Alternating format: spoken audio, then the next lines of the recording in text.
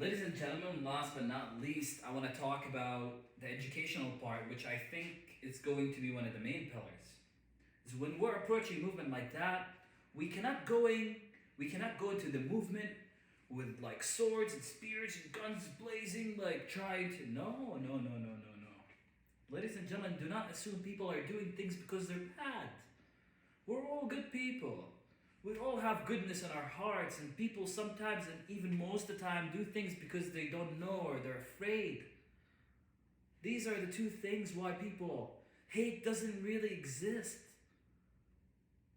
People don't want wars, they just don't know, or fear was imposed upon them. Even the fear of learning. Our society takes us away from learning.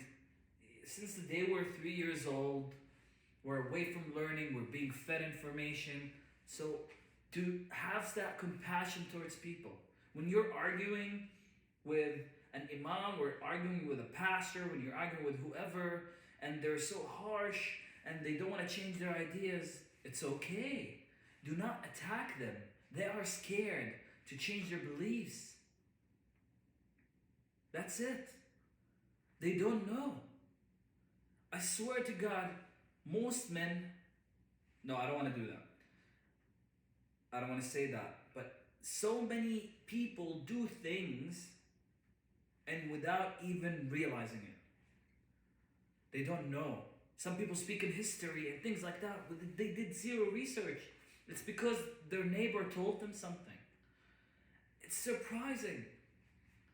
So, by being in this program, by being able to write the whole story before somebody's able to interrupt you, to take 3 minutes, organize your ideas, put them together, and give people the spiel without them interrupting you, this is your most powerful weapon.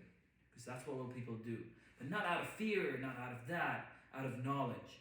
So this program is all about knowledge.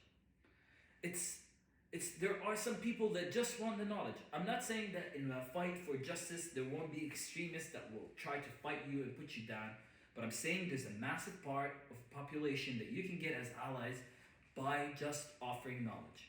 And I made the big mistake of standing up for injustice. I was so aggressive last year, like many others, because I had that pent up anger and it didn't take me anywhere.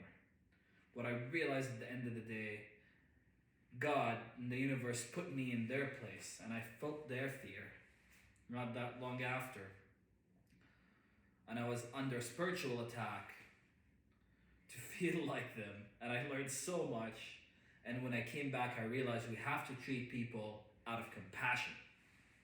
Compassion, ladies and gentlemen. Compassion. Compassion. Compassion. They just don't know, or they're afraid. Their parents told them it's gonna be scary. Their parents told them, don't read, don't go outside, God will burn you, the king will kill you, you'll go to jail, don't speak up, boo boo boo boo boo boo. Don't learn. Women can't learn, boom boom. Yeah. It's just that we need to learn. And that's why you're here.